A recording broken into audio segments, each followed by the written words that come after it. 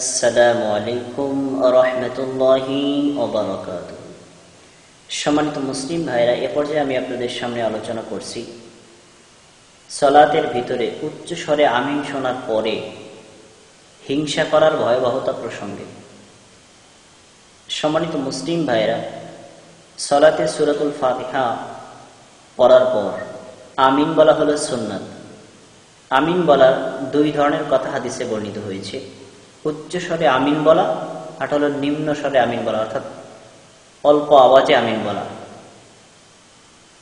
উচ্চ স্বরে আমিন বলার হাদিসগুলো হলো সহি, আর নিম্ন স্বরে অর্থাৎ আস্তে আমিন বলার হাদিসটা হলো দুর্বল। এখন কোনো মুসলিম যদি নিম্ন স্বরে আমিন বলে, তিনি একটা দুর্বল হাদিসের উপর আমল করলেন। কোনো মুসলিম যদি উচ্চ স্বরে আমিন বলে, তাহলে তিনি অনেকগুলো সহিহ হাদিসের উপর আমল করলেন। এখন এই দুটোর উপর যে কোনো একটার উপর আমল করার পরে আমরা একে অন্যকে কখনো হিংসা করতে পারি না। যারা আমরা সহিহ হাদিসের উপর আমল করছি, আমরা তাদেরকে দাওয়াত দিতে পারি, আপনারা সহিহ হাদিসের উপর আমল করুন। না করলে আমরা তাদের ব্যাপারে কোনো হিংসা বিদ্বেষ ইত্যাদি করব না। অনুরূপভাবে যারা একটা দুর্বল হাদিসের উপর আমল করছেন, তারা কখনোই হিংসা করতে পারেন না যে আপনারা উচ্চ স্বরে আমিন বলতে পারবেন না। কিন্তু আমাদের সমাজে লক্ষ্য করা যায়, যে সকল ব্যক্তিবর্গ মসজিদে উচ্চ স্বরে আমিন বলে আর যারা আস্তে আমিন বলে, তারা জোরে আমিন বলা লোকদের উপরে এতটাই ক্ষিপ্ত হন, বলেন যে আপনারা আমাদের নামাজ ডিস্টার্ব করলেন, নামাজটাকে নষ্ট করে দিলেন, মসজিদ থেকে বের করে দেয়, এরকম রেকর্ড পর্যন্ত রয়েছে।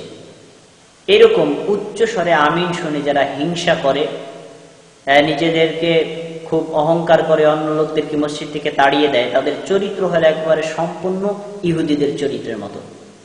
কারণ ইহুদিরাও উচ্চ স্বরে আমিন সহ্য করতে পারত না। বর্তমানেও যে সকল মুসলিমরা উচ্চ স্বরে আমিন বলা সহ্য করতে পারে না, তারা হলো ইহুদিদের চামচা। এর প্রমাণ দেখুন, সুনানি ইবনে মাজাহ কিতাবু ইকামাতিস সালাতি ওয়াস সুন্নাতি ফিহা বাবুল জাহরি বিআমিন। সুনানি ইবনে মাজাহ ইকামাতুস সালাত অধ্যায়, অনুচ্ছেদ হলো উচ্চ স্বরে আমিন বলা, হাদিস নাম্বার 856।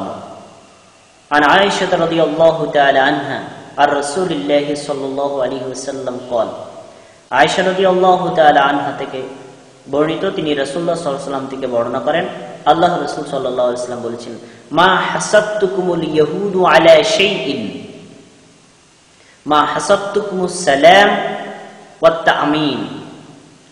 ইহুদিরা তোমাদের আমলগুলোর মধ্যে শুধুমাত্র দুইটি আমলের ক্ষেত্রে খুব বেশি হিংসা করে। একটা হলো সালাম দেওয়া, আর একটা হলো আমিন বলা।